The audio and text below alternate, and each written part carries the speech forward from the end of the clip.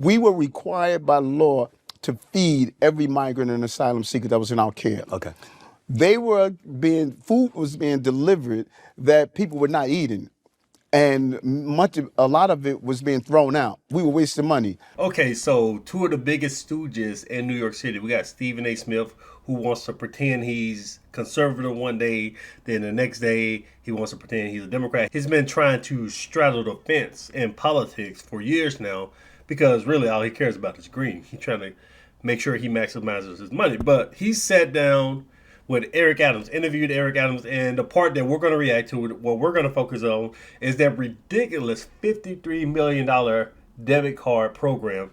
So I haven't seen this entire video yet. I only watched the first minute or so, but we're going to react to it together because I'm interested in hearing what type of excuses Eric Adams has for wasting millions and millions of dollars through money laundering with his buddies, banking buddies, who helped them push these cards, and what fence straddling Stephen A. Smith has to say about it. So let's take a listen. Just in this regard, about 229,000 migrants came to the city streets of New York. You had to find shelter for them. You articulated, I believe, during the Tucker Carlson interview, the lack of support that you had received, etc.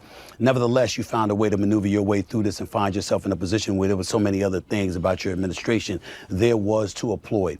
Crystallize for the viewers out there and the listeners on iHeartRadio as well, the kind of potential damage inflicted upon New York City in light of migrants coming to the city and New York obviously being considered a sanctuary city. Right. And, well said, and that's a great question. And so let's look at it for a moment. 220,000 migrants and asylum seekers came to the city, 1.5 the size of Albany. So a whole city was dropped in our cities. We were getting thousands a week, all times of the night.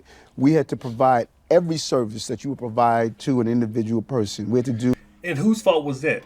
Sanctuary cities, come one, come all. When Eric Adams, this is before Greg Abbott decided to ship them from Texas up to New York City.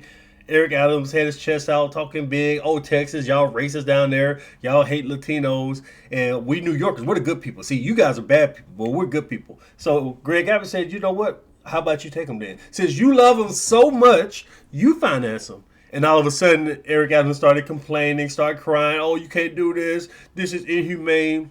But I will give Eric Adams a piece of credit because he eventually started to publicly criticize Joe Biden, even though he paid the price for it. But let's continue.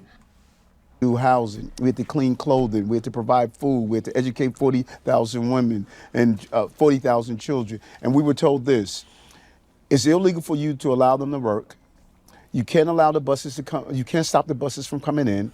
You can't even allow them to volunteer to remove graffiti, deliver food and services. You couldn't do any of that. All of that was against the law. And out of the 6.5. Yeah, it's against the law because they're criminal aliens. They cross the border illegally, or they're lying ass asylum seekers. We might have a few real legitimate asylum seekers, but most of them, they're told to say that because they decided to get into the country.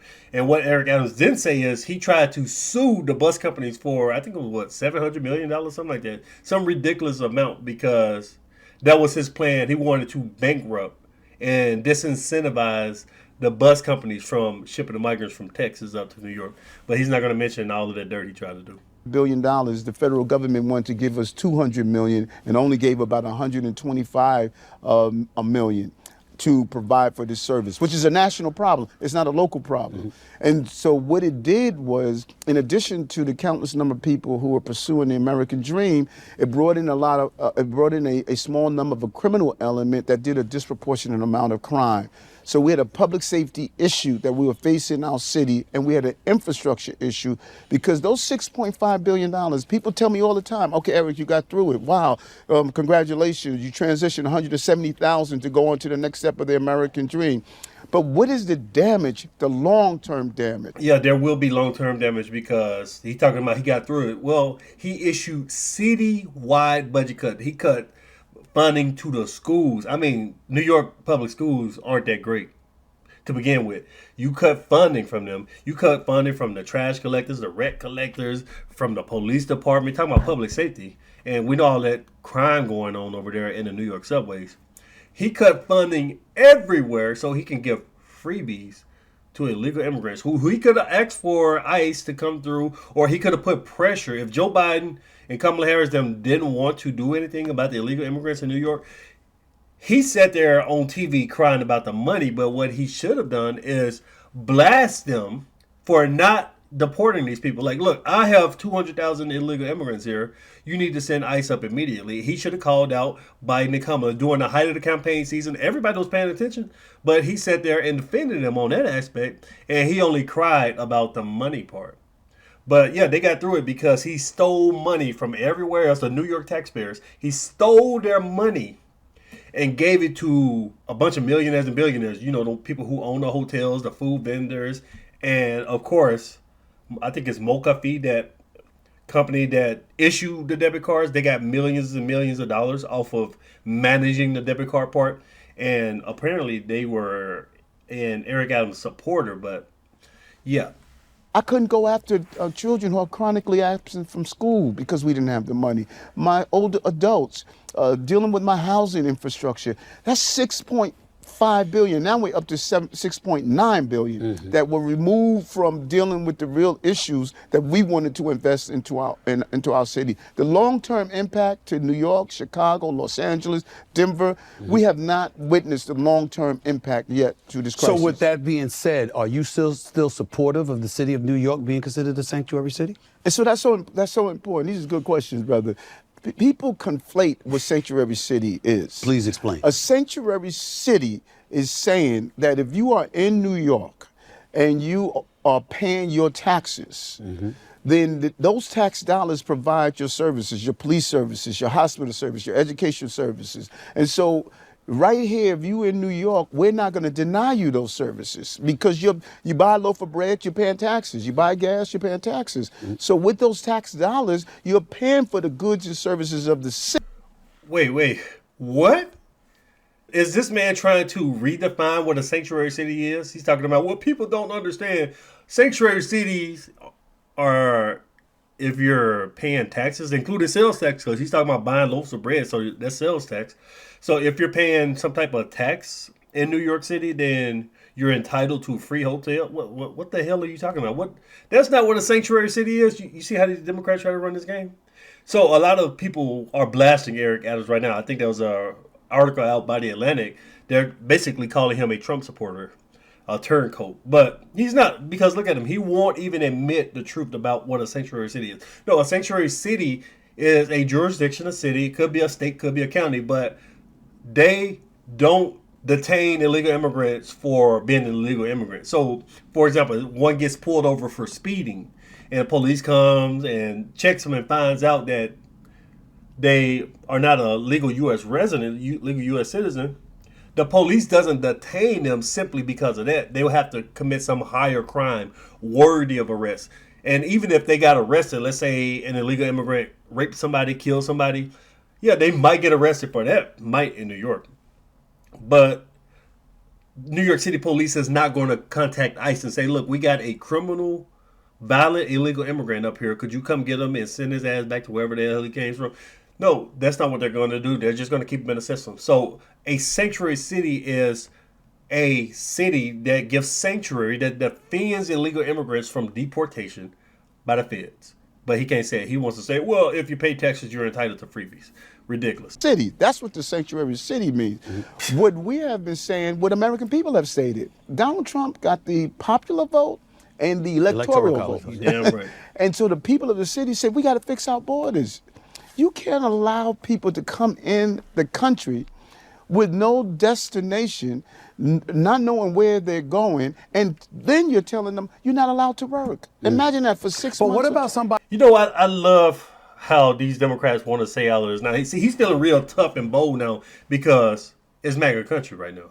It's real popular to be a Republican all of a sudden after that trouncing that the Democrats took in the last election. But Greg Abbott, the Texas border, dealt with this for years. All these illegal immigrants flooding small, poor towns in southern Texas, mid-Texas, bringing crime to Texas, bringing drugs, cartels. The Texans complained about this for years, and they said, shut the hell up, Texans. You're just a bunch of racists. You don't like Latinos, blah, blah, blah, blah, blah. But all of a sudden, they go to New York City and Eric Adams has to run a budget cut and steal money from his own taxpayer, all of a sudden, you can't have these people crossing the border with no direction. Where were you 10 years ago, 20, 30 years ago? Oh, you were busy calling Texas racist.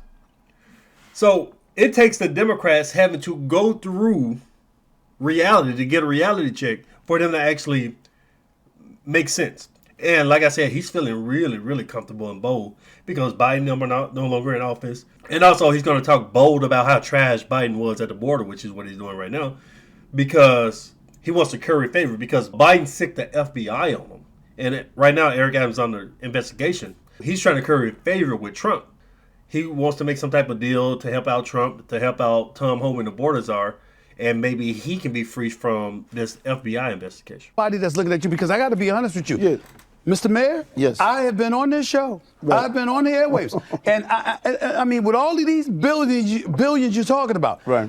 I think I was the loudest critic of the $53 million prepaid credit card. I was losing my mind. I'm like, wait a minute. I know, I've been black all my life. I've been in New York City for the better part of my life. I'd be damned if I ever saw some damn prepaid credit cards coming to the black community. And I was born here. So.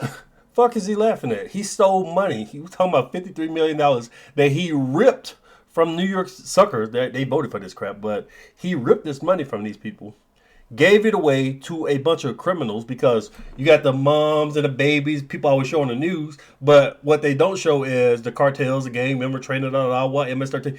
They're taking the money from these people or making them buy specific things like that.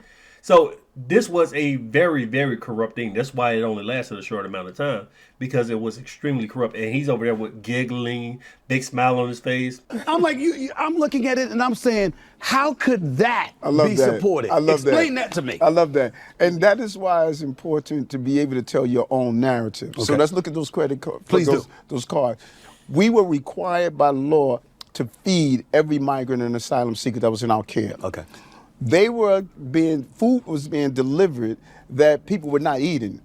And a lot of it was being thrown out. We were wasting money. And so my former deputy mayor, Sheena. This is some of the dumbest shit. So you got a bunch of poor, hungry people coming from all across the world, but obviously they're not so poor. If they could be picky, they're throwing away food. These people aren't as poor and hungry and destitute as the Democrats have made them out to be.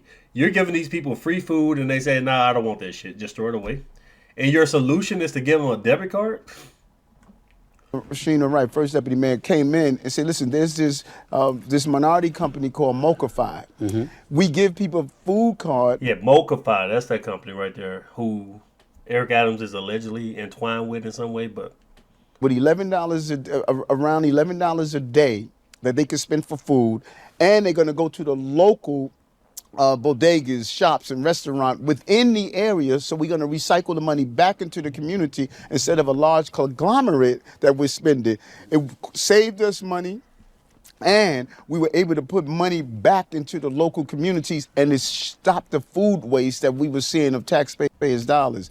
So we did a pilot to say, let's see how successful this is. And so on first brush, when you see people do it, you say, wait a minute, what are you giving these guys credit? I lost my mind. All I saw was $53 million in prepaid credit cards. I said, prepaid. Oh, I was hot. I was hot about that. So I needed that explanation. And even the editorial boards who responded at first, like the Daily News did a whole piece and say, listen, this is a smart approach to government. Because what many people don't realize, people know my law enforcement background, they know what I'm doing around health in the city, but really people don't appreciate the fiscal management that independent bond raters who determine how successful you are managing a city have raised my bonds. They say this cat has managed us through COVID. He's managed us through the asylum seekers. He's managing the city and been fiscally responsible. I want to transition to the issue. Wow.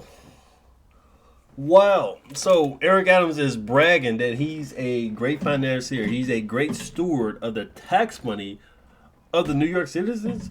Wasn't this the same man who was on TV constantly crying about a $12 billion hole? We had to do a 15% across the board budget cut in New York City. This is the same guy who begged and begged for money. This is the same guy who tried to sue the bus company.